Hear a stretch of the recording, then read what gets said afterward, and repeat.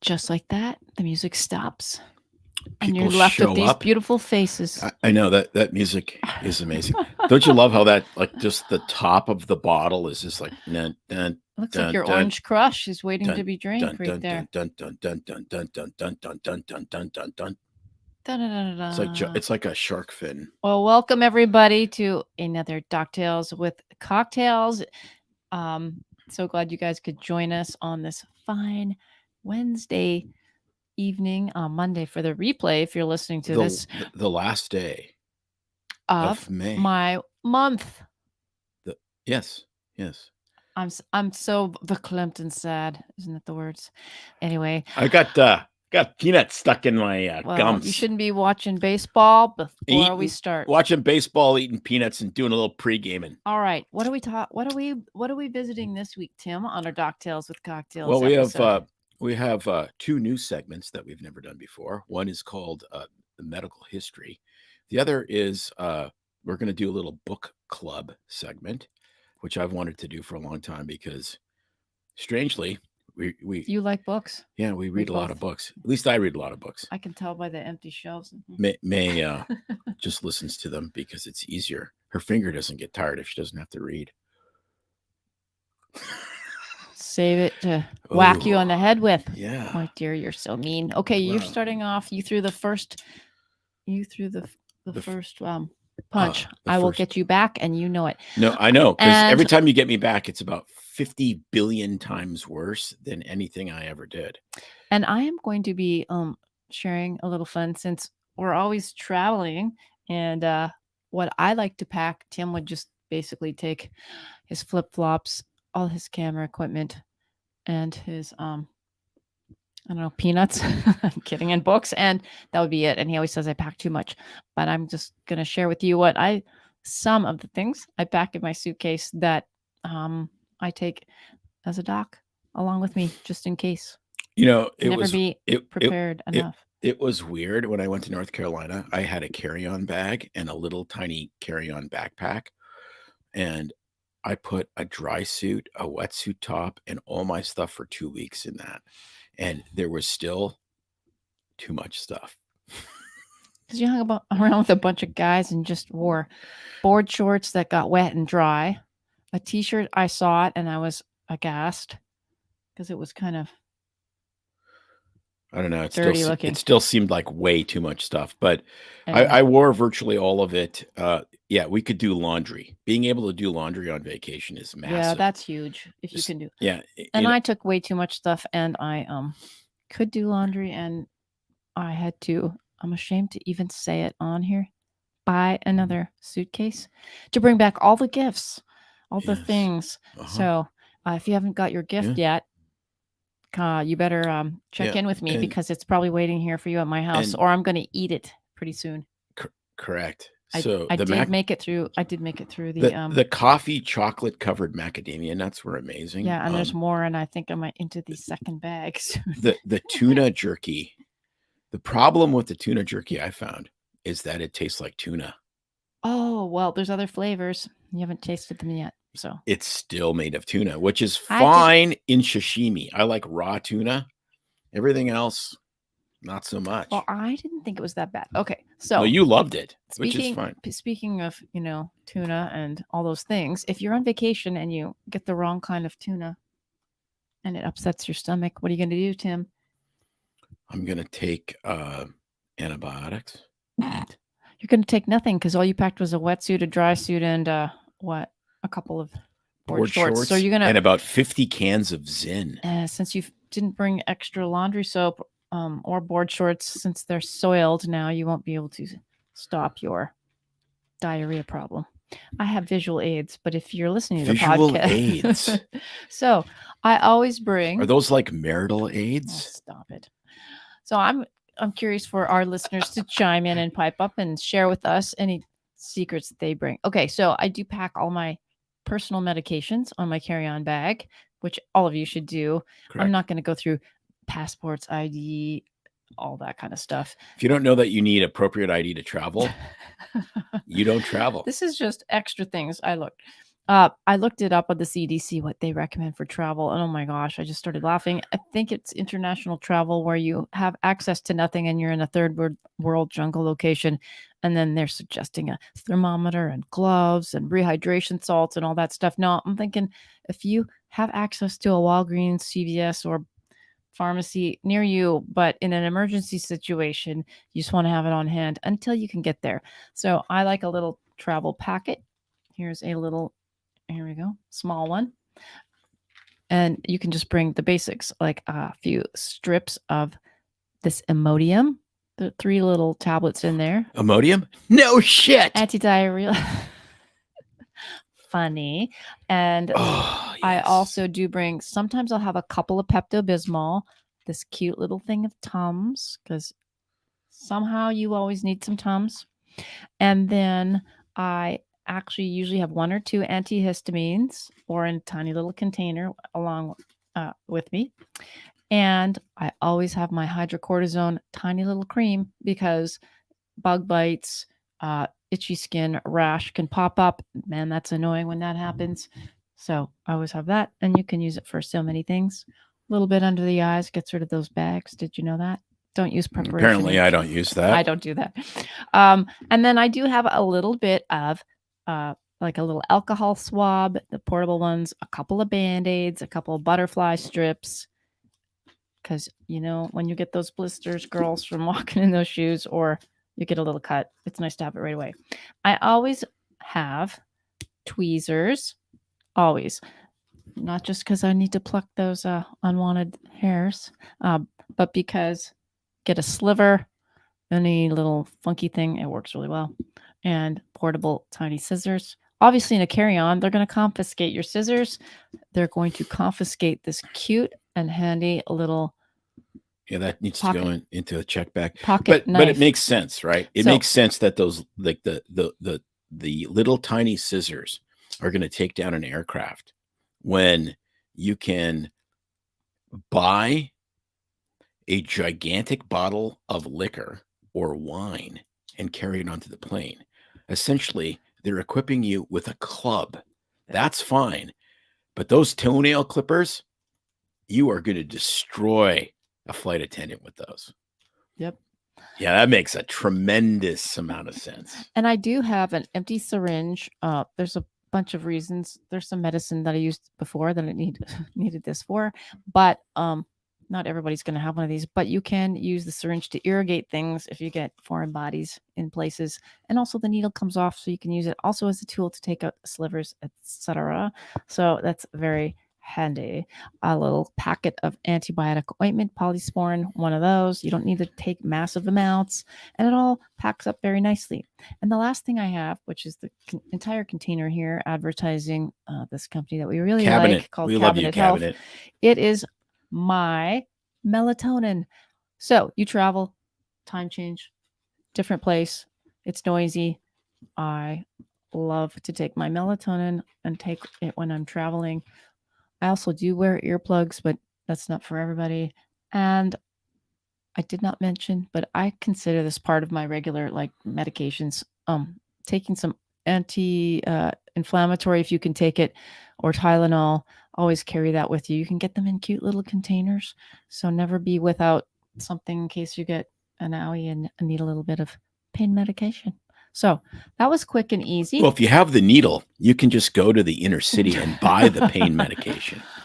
They have lots of it there. And depending where I'm going, sometimes I'll have other things.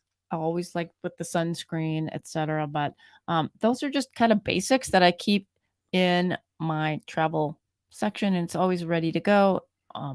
Really easy to just toss it in. If I use stuff, I replenish it. That intro music you is like still that? stuck in my head. Oh, Bum, yeah, you're bum, not even bum. listening to me. No, So yeah, of course, replenish. Yes. And then when you're in the Outer Banks of North Carolina, you have to find a pharmacy, and they don't make many of those, apparently. So I said, this is for, how many times we've been in a hotel and you go, I really need like a Tylenol or a Mhm. something or a Band-Aid. And then you walk down, or you're at an airport, but you walk down to those hotel little, I know at the Hiltons that we stay at, the Homewood Suites or the Hilton Garden Inn, or take Right. your pick. They charge like 100 times normal for No, it's one like, item. I'm buying 5 Tylenol. How would you like to pay? I will give you a kidney. Yeah. So yes, you could go to but in a pinch, I don't want to pay $50 that's for why I 5 wanna Tylenol. that's why I wanna I wanna get my microbiome tested and made pristine by our very good friend in the medicine world, Sabine Hazen from Progenobiome, so that I can So you don't go have to and take buy Tylenol? no, so I can go buy the Tylenol, and I don't have to donate a kidney. I can just give them a bag of shit because it will be so pristine and so good for you. As we said in a previous, wow, that was bad. In a previous live stream about the new pill that was just approved, that was literally human feces, which is Well, maybe I'll be packing that for you on our next trip. I'll get my hands on some. Yeah, you never know, right? It's like I'm thinking of Fauci. I've been making you eat shit for the last 3 years, so now you can actually do it. No, and then unlike all my shampoo bottles that seem to explode open, that little capsule of shit, I mean poo, Can you sorry, imagine? will open up and Yeah. that'll Can you be imagine clearing that? the Yeah, airplane yeah. really quickly. Anyway, Yeah. all right. So on to better things, which is the cocktail of the day. Please, can I have some? This has been our sponsor on previous Doctales with Cocktails. I'm the sponsor this week because I bought it from Moore Family Vineyards, a local wine tasting and soon to be vineyard. They are growing grapes and their stuff is delicious. And we are going to be drinking their peach flavored bubbly. Peach flavored, yes. Peach. The technical word would be sparkling peach wine. Peach wine. It's like champagne, and it's oh so delicious. But it's not technically champagne because champagne has to come from Champagne, France. Grapes. Yes, Champagne grapes, which are only grown in one place in France. Mm-hmm. That cannot be Champagne. That cannot be champagne. That's why they're called that. That has to come from Champagne. So this cheers we should have had on our anniversary weekend because it's more formal. But I did not think that I would like it. There's pomegranate, which is also delicious. There is a few other flavors, but this peach, though, it really is. It's asking to become a peach float. It wants ice cream. I was going to do that. We bought the ice cream, and I thought, I don't know if I can pollute it with the $1.99 on sale Safeway ice cream. It's kind of tastes a little like cardboard because it probably thawed out before. Oh, the cardboard. That's the ice cream. Oh yeah, with the protective ice. So now Angie will be happy to know that I did not taint. No, it's very good. It's very good. So Moore Family Vineyards in Sweet Home. Visit them, check out their Instagram and Facebook, and she will be always updating the hours, but they're open Thursdays through Sundays. Delicious stuff. Yes. We have no questions. It's weird. We have a bunch of viewers, but no questions. So fire a question or say hi or let us know you're there. Let us know your favorite summer cocktail. It's just Russian bots. Well, watching. Maybe just Russian bots. They're on their Peloton. Listening. I did an amazing bit as a blooper about going to the grocery store in the Soviet Union. I can't do it because it's really bad, but it was super Well, funny. I'm just going to give a little push for the bloopers to make people to listen to other episodes. But we've done some pretty funny bloopers when we weren't doing video and we just had audio and we were just messing around. Our production assistant, audio editor, loved them and would put them onto the end of podcasts. And so if you haven't listened to some old podcasts all the way through to the end, past the disclaimer and the credits, Yes. you need to go back because there's a lot of juicy, funny stuff in there. Yeah, that will get us sued. And I'm thinking we should, we might recreate that and do something in a different format and put them forward so that you can listen to them. Or if you sign up for our newsletter, we might create something special for. If you haven't signed up for our a newsletter people, please sign up for our newsletter. Where is it at, May? It's at doc@bsfreemd /truth serum. Truth serum. Or just check out our website. There's a sign up link there. But it comes out every Saturday. It's got what's coming up the following week, as well as some extra stuff that we love to share with you that the rest of you aren't here. Oh, Rick Tenbush always has trouble with this sound. Poor guy. He is. I hope everyone else can hear this. To join. So, no one else has said anything, so I'm hoping that it's still good. You said that there's no sound. Well, that would be really bizarre if we're yammering away. We're not muted, so it should be good. Maybe someone else can chime in. If you're there in the netherworlds listening, and I know there's 10 more of you, let us know if you can hear. And if not, we'll just keep drinking. Okay. Hi. Okay. Hi, Randy. Hi, Alicia. And Desiree. Look at that. So. She posted the link and everything. It's awesome. Okay. Part 2. We're going to this is really near and dear to me because I love history, and medical history is insane. So we're going to talk about the history of defibrillators. If you have too much to drink, you can't say the word. In 5 minutes? In 5 minutes. All right. Let's go. What's the history of defibrillators? So there is the handy dandy, what you're used to seeing from, Squad 51, Station 51, Johnny Gage and Roy DeSoto for old people like us. Defibrillator, right? Electricity that you apply to somebody's chest to spark them back to life when they're in a fatal arrhythmia. Well, where did these sons of guns come from? They came from this guy.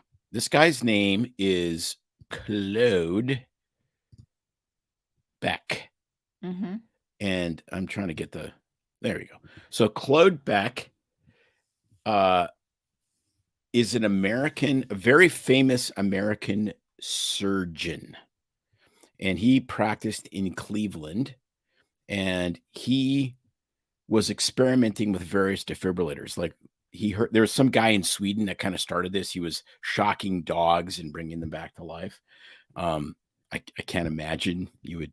How many dogs needed defibrillators? My question: if there's any vets in the audience, they probably messed with the dogs and made them need. That's what I'm thinking. So, but we're not getting into that. So he literally was using like spoons as the conductors in this defibrillator. Oh, I know the story. So and it was insane. So Claude here, or Claude, as the Americans would say, Claude, as the Canadian friends would say. I'm sure he went by Claude. It doesn't sound like you're very smart if your name's Claude. I like Claude. Claude Beck. So he was doing surgery. This is back when if you were a surgeon, you could operate on whatever. Excuse me, I'm getting burpy from the sparkling wine. Cut off. Keep going. So if you could imagine, so he decided that, he was a general surgeon, and then he got into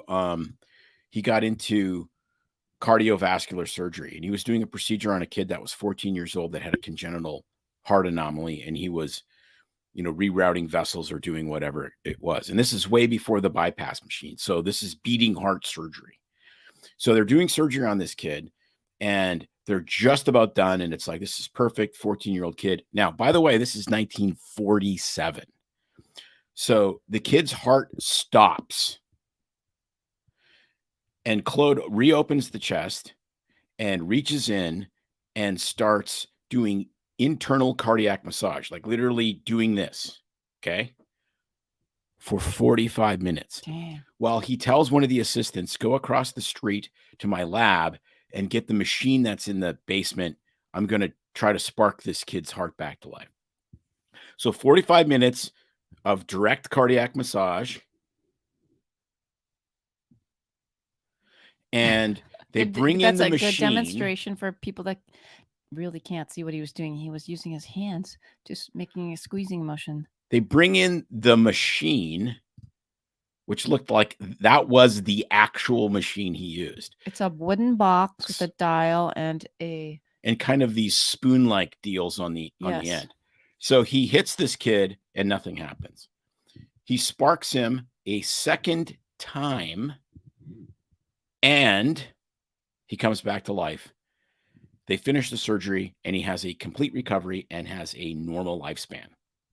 So that was the first human being in the history of the world to be saved with a defibrillator. Now they are everywhere. They're better known as AEDs or automatic defibrillators. And you can see them in gyms and whatever. May's messing with all my stuff. Because you keep hitting the mic and it's echoing. So okay, so you I can won't hear hit the it. mic. Yes. So at any rate, technical difficulties. Yeah, I am technical difficulties. Don't touch that is what I'm going to say. Okay, so you could just say that. Well, I need to write it on a piece of paper. Right, so that it doesn't so it doesn't get in the way of the show like now, like it already did. So at any rate, this kid, 14 years old, was the first person to be successfully defibrillated and lived a normal lifespan.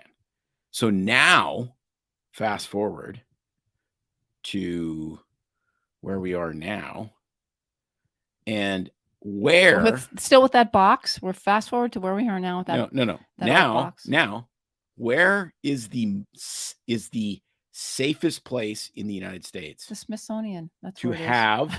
Oh, I thought you could ask cardiac where the box arrest was because it says on the bottom that it's Any at the guesses? Smithsonian. I know, but You I know, want because I've told you this a million times. I want everyone else to chime in. Anyone else have a guess on the safest place to have a cardiac arrest in the United States? We'll give you 10 seconds to comment while we chitter chatter about him not touching the equipment.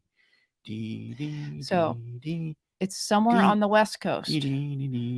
And it's an actual city. There's an actual city. And so far we have guesses of NFL football field, which is a great guess, given what happened last.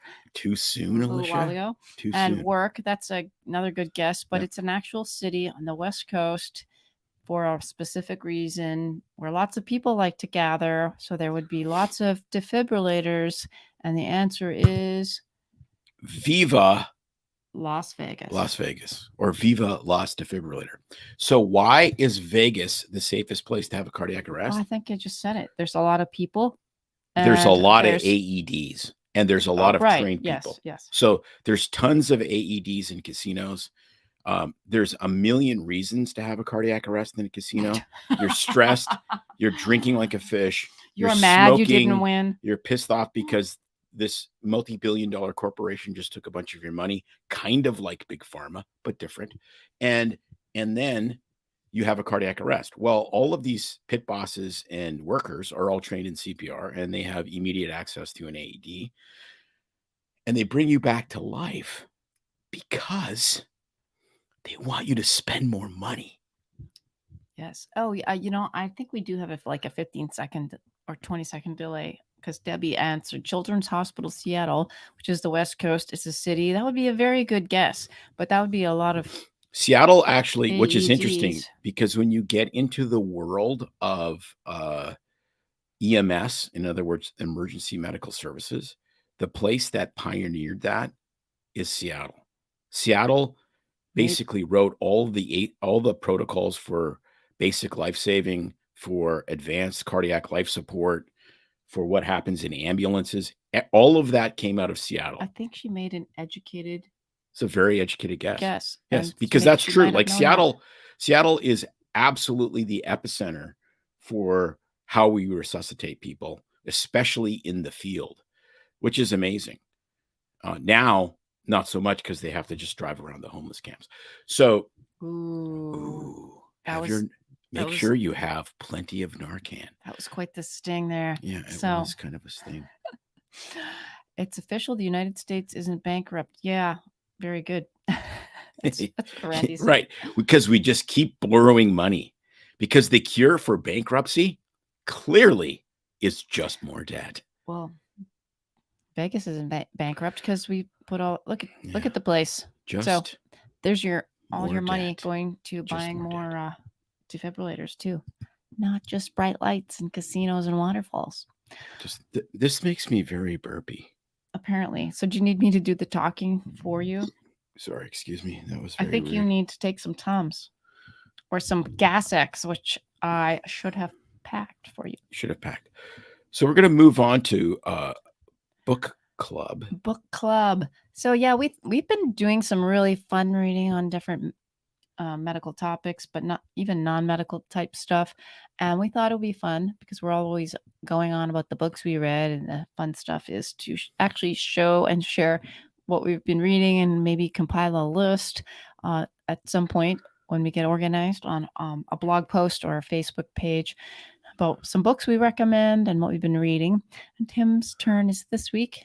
He's going to share.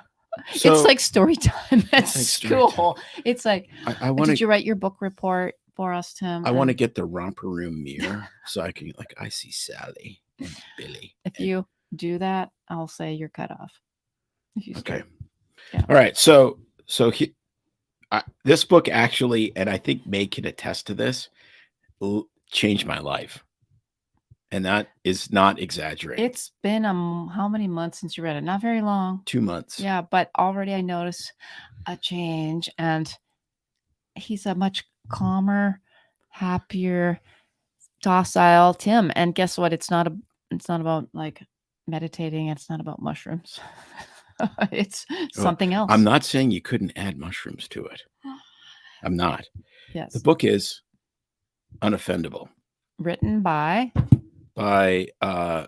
Brant Hansen. And Brant has a podcast as well.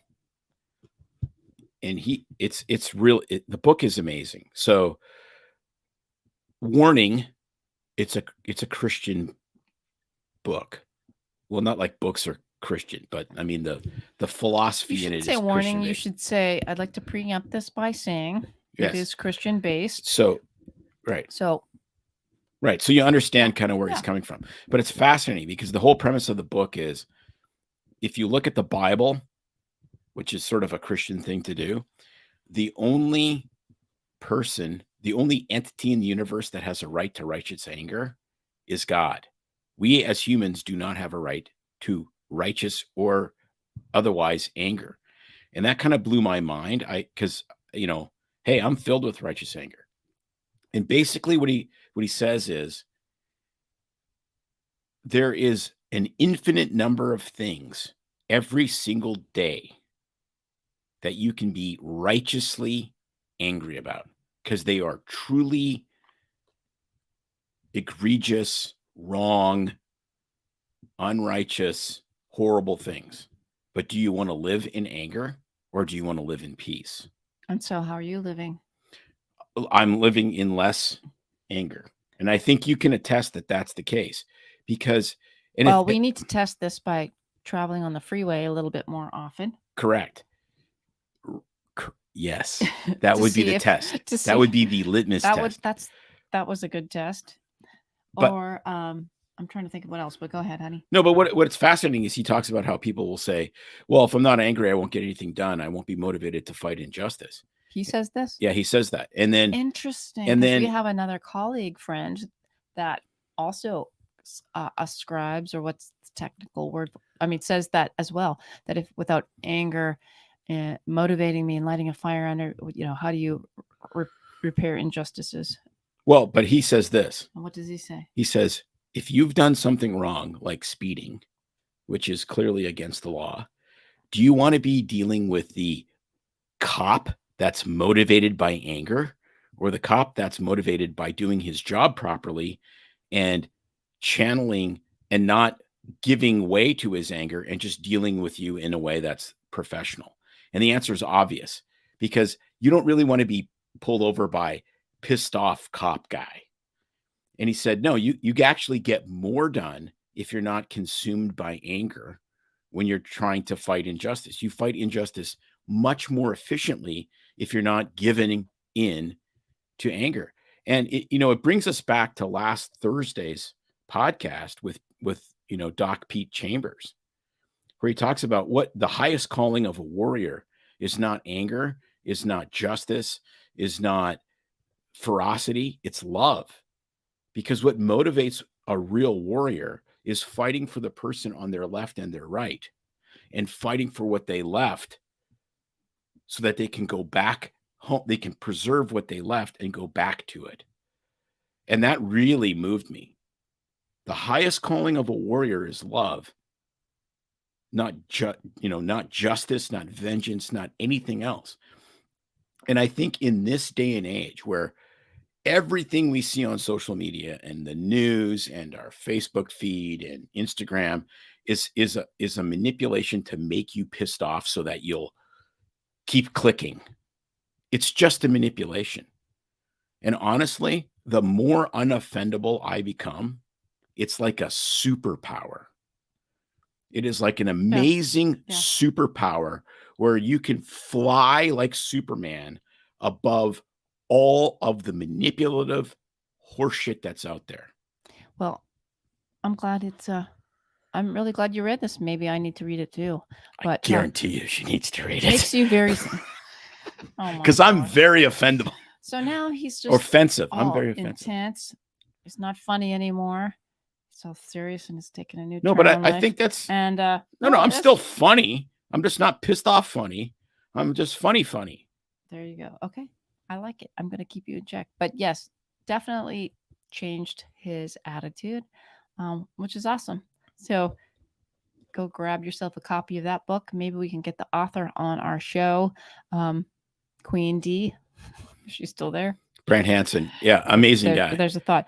Wow, well, that really just downs my next week's book, which is like Idiot Girl's Guide to the Galaxy. So, or the which is like how to make it through the grocery store when people make fun of the tampons you're buying. And Idiot's Girl's Guide to Vaginas or whatever. No, stop. It's a funny book by a local writer, and I just read funny stuff. And now I read a lot of fitness and health stuff too, but he gets serious, and I just like light fluff sometimes because you need to just let your brain unwind at night, and there's too much seriousness in the world in the day for me. So I like humorous writing. I like humorous people.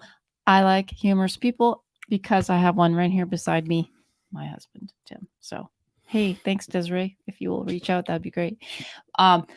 Anyway, any of you guys out there in the outer world have any good recommendations for books you like that are medical or even have sound wisdom and advice? Well, let us know, because we are always looking for great input. So yes, absolutely, and we will read it. And we have read some crazy stuff. And not just that, but if you have any fun medical history that you've heard about, let us know. Tim loves researching that. I'm all about the travel part of things. Yeah. So an interesting little tidbit to add to Claude Beck or Claude Beck. I just get confused. It's complete confusion. But that was 1947, and he was a nominee for the Nobel Prize. And he was the first person to successfully defibrillate somebody, which has absolutely altered the world of medicine. You think?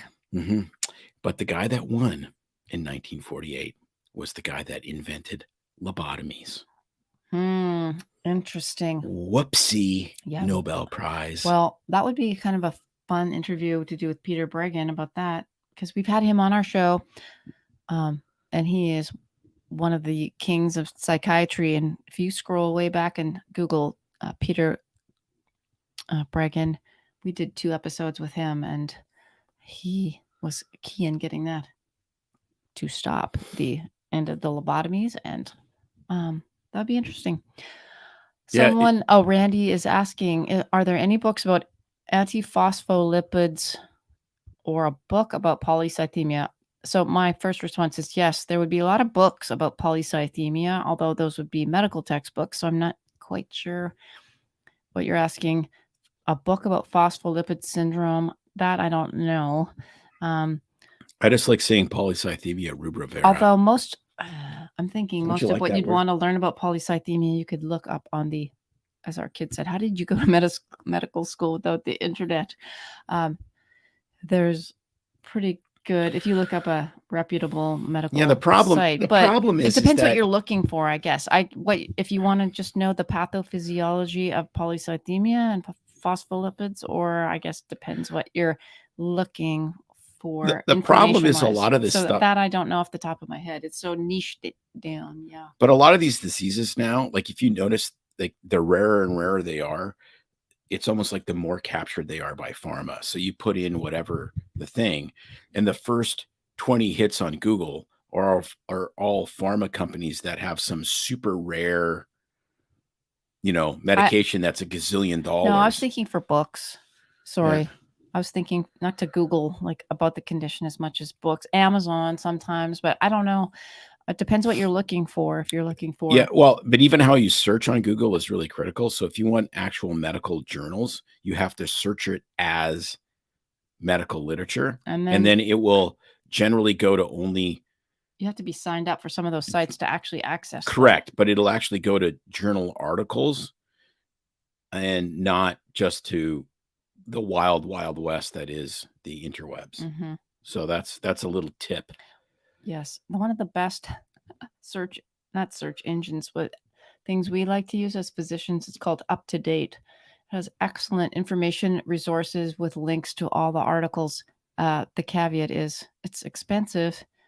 Yeah, you can't sign up for that. And I don't think you can. I was just about to say that. I don't know that you can sign up if you don't have a license number or an NPI. You can also do number. DuckDuckGo, and it gets rid of a lot of the Google. I was going to say a really bad word, but yes, it gets rid of some of the issues with Google. Yeah. So if my suggestion would honestly be, if you're still under care or have a physician that specializes in that, they might have some recommendations on resources, books that help with that. Yeah, that's the best I could suggest. Man, that peach is really good. Yeah, I can tell. It's really actually, like you know what it is? It's peachy. You're not usually a fruit person. So Tim is enjoying fruit, but only of course in alcohol. So well, yeah, that's is that a surprise? Dumb question. No. It's very fruity. I'm getting ready for Pride Month. And you starts tomorrow. I have to just fling him some crap. Whoopsie. Because I'm ignoring that. I have to fling him some crap because he usually gets all over my case when I'm eating fruit, because he says it's just sugar. It's just sugar. It's the same as candy. It's the same as whatever. Mm-hmm. And then I say it's got a lot of vitamins in it and I don't eat a ton of it. What about those carbs you're consuming out of that alcohol tasting like fruit? Any answer to that? Yeah, No. well, I don't eat the fruit so I can have listen. more of the alcohol. It's pretty simple. It's just, you know what that's called? It's called math. Well, I get the math. I get the micronutrients. Or as they say in Britain, do the maths. I get the micronutrients. What the hell is that? I get the toxins. How the hell is math Are you making fun of my family now? Yes. How is math plural? How did you do in maths? What do you mean in maths? Like that's no like I don't know. They had a little frickin' island. They took over almost the entire world, and they say maths. They do. And how did we get on this topic? That's just dumb. Do the math. The other thing they say is, I'm going to hospital, not to the hospital, to hospital. Maybe it used to be called hospital. I don't know. No, it's because they're idiots, and they have crooked teeth. Okay. No, they have bad teeth. They're not idiots. They just use different words than you. You know what Jim Gaffigan says about that? He says, the reason British people say, I'm going to hospital, not the hospital, is because they're dicks. And I agree. All right, Dick, I have one for you, and it's going to come back to hit you. Because you know what you used to say. Terrible orthodontia. Like, seriously, we should parachute some orthodontists into the UK. You used to say, zip it and listen, I'm going to ride bike. You said yes, you did all the time when we first got married. And I'm like, who says I'm going to ride bike? So it is the same thing because ride bike is not a verb and a bike is a noun. So you did it as well. At least And my now teeth are straight. you don't even ride anything other than a motorized bike. Well, and a Peloton. And well, that's not technically a bike. So you have said that, and I just remembered it because I don't know. The Lord must have imparted that information to me to kick But you. it doesn't matter. in the I'm not pants, pissed off. and you're not pissed off because why? I have read Unoffendable. And there you have it. Okay, well, book drop, mic drop. That pretty much ties up the show. That's a wrap, kids. All right, everybody. Thanks for tuning in to another episode of Doctales with Cocktails. We hope you stick around and come back next week where we will be bringing some more book club. Are you gonna do book club again next week? Well, if we're doing book club, we can't do 1 week. It just says that we read one book. And then we're gonna get into some crazy news about hop on pop, and maybe I'll be talking about that. I think we're gonna do how hop on pop. If the United States gets invaded by China, how there's a 100% way we can win without firing a shot. No, we're not talking about China. Figured out. No, it's not pronounced China. It's pronounced China. We're not talking about China. We're keeping this. Okay. Well, we'll see what comes. I'm telling you, I have the perfect plan. I know what show you can go on and talk about that with. Perfect plan for making sure if there's ever a Chinese invasion of the United States, we will 100% succeed. You know why? Without firing a shot. Because Tim will have his little bag of medical supplies. That's right. That's the only reason. And that's all we've got. All right. Check out a podcast tomorrow that's coming out. Yes, with Zaid Ratanzi. I'm glad you brought that up. Yes, about hyperbaric oxygen and light therapy. You know it. It's actually very enlightening. You know, I'm always in that chamber and I love it. And he is explaining the benefits of hyperbaric therapy as well as red light therapy, how it can improve your health and medical conditions. And we got that for you tomorrow. Sign up for our newsletter, Truth Serum. Go onto our website and check it out. Yeah, and Desiree has posted the link in the comments, so check that out. All right, everybody. Thanks for being here. Have a good evening. Cheers, and go get your peach flavored bubbly. Moore Family Vineyards.